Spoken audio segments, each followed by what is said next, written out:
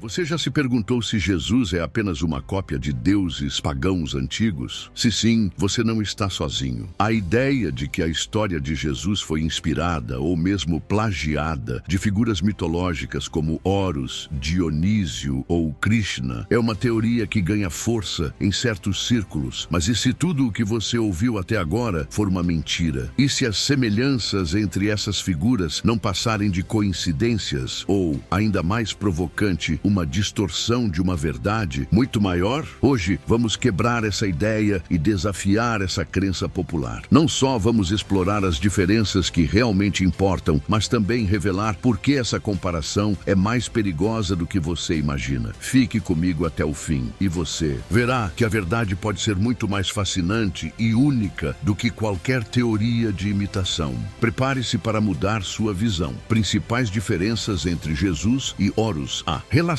entre Jesus e Horus sempre gera debates. Ambos são figuras reverenciadas, mas as diferenças entre eles são significativas. Horus, no contexto egípcio, é descrito como o deus falcão, com uma origem mitológica bem distinta da figura humana de Jesus. Enquanto Jesus viveu como um homem entre nós, Horus representa um deus que possui características sobrenaturais desde o início, com muitos relatos de sua origem relacionados ao panteão egípcio. Diferente de Jesus, que pregava um Deus único e invisível, Horus estava envolto em práticas politeístas, com um foco na conexão com deuses pagãos, muitas vezes representados de forma tangível na natureza. Agora, se olharmos para as suas histórias, vemos diferenças claras no modo como ambos nasceram. Jesus é anunciado como o Filho de Deus, vindo ao mundo de uma maneira milagrosa, sem intervenção humana direta, algo único em sua época. Já Horus, sendo filho de Ísis e Osíris, é um reflexo do misticismo pagão, onde o nascimento divino é marcado pela combinação de deuses egípcios, algo bem diferente da pureza da mensagem cristã. A ideia de um nascimento virginal em Jesus é frequentemente comparada, mas a origem de Horus tem outras camadas místicas que não se alinham com os ensinamentos cristãos sobre a natureza de Deus. E quando falamos de milagres, não é por acaso que muitos tentam traçar paralelos entre as ações de ambos. Jesus curava os doentes, ressuscitava os mortos e caminhava sobre as águas, atos que não podem ser comparados com a mitologia egípcia de Horus. Este, em diversas versões, era mais associado à proteção divina do Egito, sendo mais ligado ao simbolismo de luta contra o mal, e não a um relacionamento direto com a cura e salvação pessoal que Jesus traz para todos os que creem. Isso coloca um abismo entre o Jesus do cristianismo e os deuses pagãos, que tem uma função mais simbólica e histórica, não espiritual. Em termos de ensinamentos, a diferença é crucial. Jesus pregava sobre amor, perdão e a conexão com Deus através da fé, um conceito revolucionário para a época. Horus, por outro lado, era visto como um deus de proteção e justiça, mas dentro de um sistema de crenças que envolvia várias deidades com suas próprias esferas de poder. O cristianismo tem uma perspectiva clara de monoteísmo, onde um único Deus governa, enquanto o paganismo de Horus enfatizava a importância de múltiplos deuses com diferentes poderes e responsabilidades. É um contraste profundo entre a busca por um único Deus e o panteão de deuses pagãos. Se este conteúdo está agregando à sua vida, peço que curta, comente e compartilhe para não perder mais mensagens transformadoras como esta. Assim, você também me ajuda a produzir mais conteúdos. Principais diferenças entre Jesus e Osíris. Quando olhamos para Osíris, nos deparamos com uma figura central na mitologia egípcia que traz consigo um simbolismo muito diferente do de Jesus. Osíris, considerado o deus da vida após a morte, regia o submundo e os ciclos de renovação. Ele é associado ao julgamento das almas, algo que, de certa forma, também é relacionado a Deus, mas em uma perspectiva completamente diferente. Jesus, embora também aborde a vida após a morte, coloca um foco em viver de maneira justa e cheia de amor enquanto ainda estamos vivos, algo que se conecta profundamente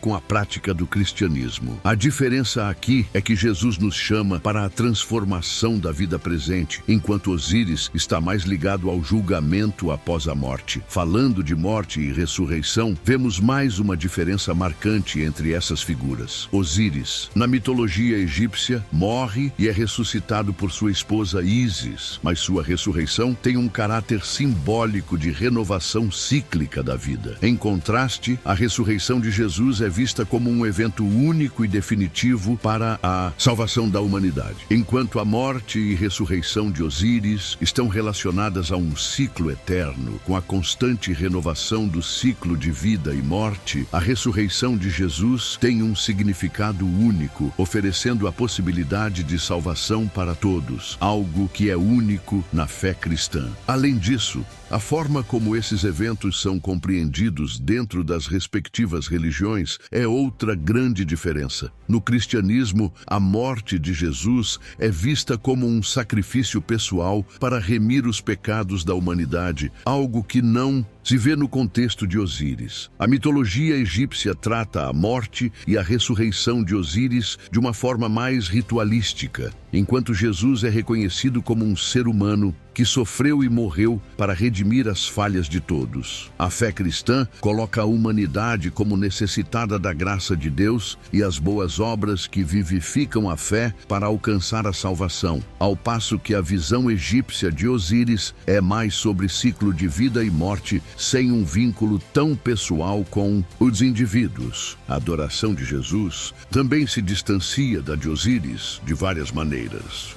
Osíris era adorado como parte de um panteão de deuses, e sua adoração envolvia práticas religiosas complexas, muitas vezes centradas em rituais e ofertas. Em contraste, a adoração cristã a Jesus é fundamentada na relação pessoal com Deus, onde a oração, o arrependimento, a confissão, a reconciliação e a fé em Jesus como Salvador são os principais atos de devoção. A adoração de Jesus não é ritualística, mas é centrada no amor pessoal a Ele e na transformação interior do cristão, algo que é muito mais íntimo e pessoal do que os rituais públicos de Osíris. Principais diferenças entre Jesus e Krishna. Jesus e Krishna são duas figuras centrais em suas respectivas tradições religiosas, mas suas histórias e ensinamentos têm diferenças notáveis. Krishna, na tradição hindu, é muitas vezes retratado como uma divindade que assume diferentes formas, e seu nascimento é considerado uma encarnação do deus Vishnu.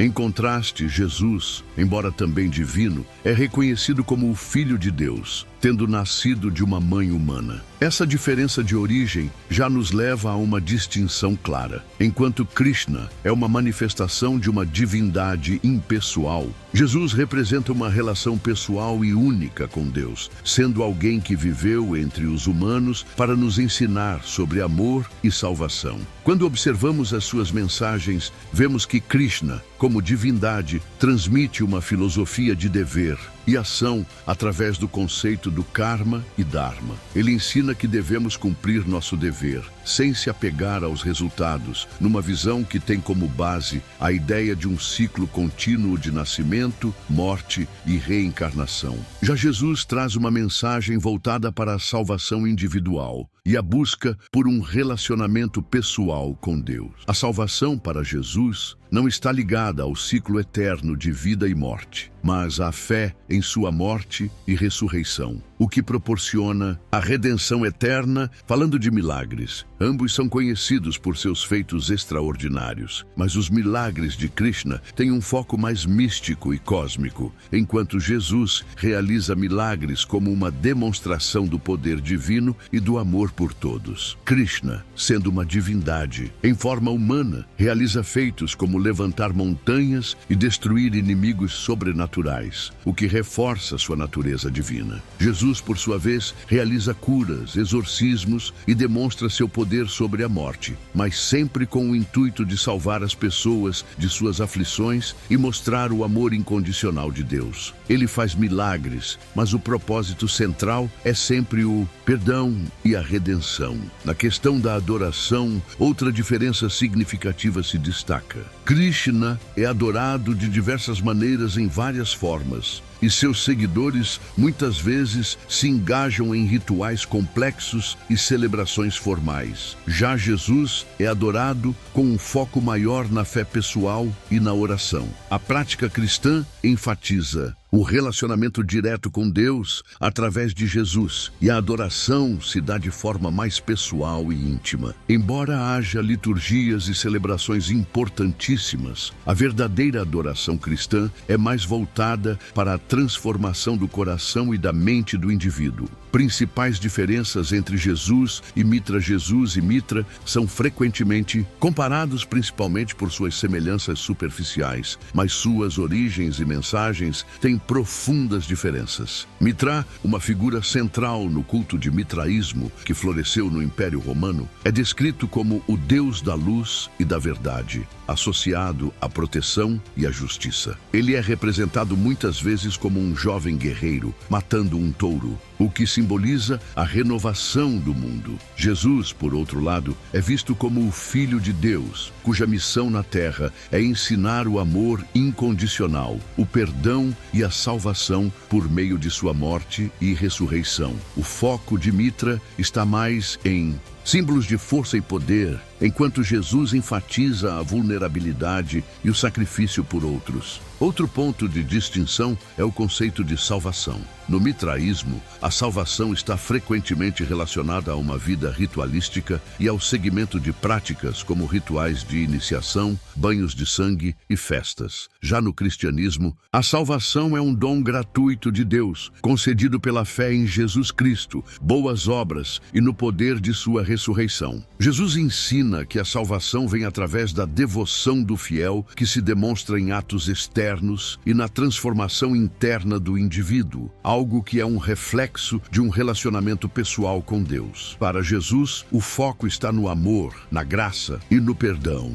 em vez de um caminho de rituais e iniciações secretas. Em relação à sua missão e ao propósito de vida, Mitra tem uma conexão direta com a luta contra o mal e a proteção dos justos, mas suas ações não têm o caráter de redenção ou perdão que encontramos em Jesus. A missão de Jesus é salvar a humanidade do pecado e dar-lhe uma nova oportunidade de vida eterna através de sua morte e ressurreição. Mitra não possui uma missão que envolva sacrifício pessoal ou um ato de redenção universal, mas está mais ligado à ideia de manter o equilíbrio cósmico e espiritual através de suas ações. A diferença aqui é clara. Jesus se oferece como sacrifício para a humanidade, enquanto Mitra se mostra mais como um protetor divino. Por fim, ao olhar para a adoração, vemos que o mitraísmo era uma religião que envolvia uma série de rituais secretos, com uma forte ênfase na iniciação e no segredo dos mistérios. A adoração a Mitra, portanto, estava centrada em um grupo de eleitos que participavam de cerimônias sagradas. Já a adoração cristã a Jesus é aberta a todos, sem a necessidade de rituais secretos ou exclusividade. Jesus ensina que o acesso ao reino de Deus está disponível a todos que creem e se entregam a Ele, independentemente de seu status ou conhecimentos ocultos, refletindo uma mensagem inclusiva e universal de fé. Principais diferenças entre Jesus e Dionísio. Quando pensamos em Dionísio, o deus grego do vinho, da festa e do êxtase, encontramos uma figura que contrastaria com a abordagem sóbria e espiritual de Jesus. Dionísio é frequentemente retratado como um deus da indulgência, do prazer e da liberdade, sendo associado a festas desenfreadas e ao vinho, enquanto Jesus, embora tenha feito milagres como transformar água em vinho, sempre enfatizou a importância do autocontrole, da moderação e da reflexão interior. O foco de Jesus está em um caminho de espiritualidade mais profundo, centrado no amor ao próximo e na obediência a Deus, ao contrário do estilo de vida hedonista de Dionísio, que promove a celebração e o prazer carnal. Dionísio é conhecido por sua natureza ambígua, muitas vezes associada à transgressão das normas sociais e à ruptura com a ordem estabelecida, algo que pode ser visto como libertação, mas também como caos. Jesus, por outro lado, desafia as normas, mas com um propósito de reforma espiritual e moral. Jesus traz um novo caminho para a humanidade, desafiando as estruturas de opressão e promovendo o amor, a justiça e o perdão. Ele não busca o caos ou a transgressão por prazer, mas a transformação interior e a reconciliação com Deus. Em essência, Jesus convida as pessoas a uma nova vida, enquanto Dionísio convida a uma existência de prazer e quebra de regras. Outro ponto fundamental é que Dionísio, sendo um deus mitológico, está ligado a uma cultura de mitos e rituais que envolvem a celebração do ego humano, a autossatisfação e o descontrole. Em contraste, a vida de Jesus nos chama a uma renúncia do ego e do orgulho, ensinando que, para segui-lo, é necessário negar a si mesmo e carregar a própria cruz. A adoração a Dionísio envolve um retorno à natureza primitiva e ao prazer sensorial, enquanto a adoração cristã é mais voltada à humildade,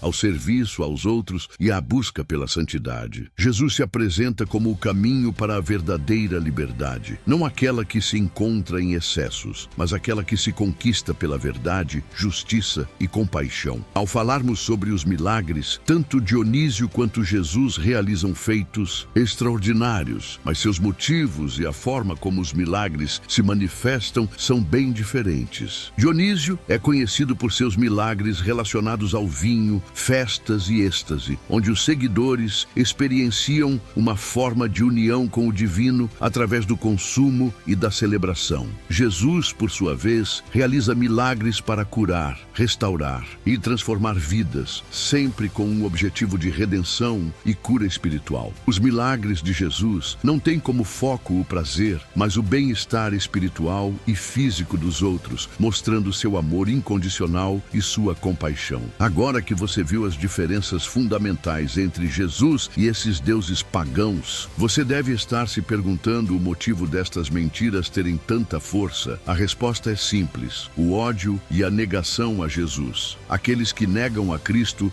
fazem de tudo para fundamentar suas teses, principalmente distorcer questões cruciais para confundir e alienar as pessoas. Com tudo isto em mente, eu te pergunto: você vai continuar acreditando nas ideias limitadas que nos empurram ou vai buscar a verdade que está escondida sob as camadas de mitos e distorções? Será que é hora de parar de seguir o que é popular e começar a pensar por si mesmo? Se você quer realmente mudar sua vida, se libertar das crenças limitantes e buscar uma verdade profunda e transformadora, agora é o momento de agir. Pergunte-se: o que você vai fazer com esse novo conhecimento? Como você pode aplicar tudo isso no seu dia a dia? Se você curtiu, curta, comente e compartilhe para não perder mais mensagens que irão elevar a sua sabedoria. Que Deus te abençoe.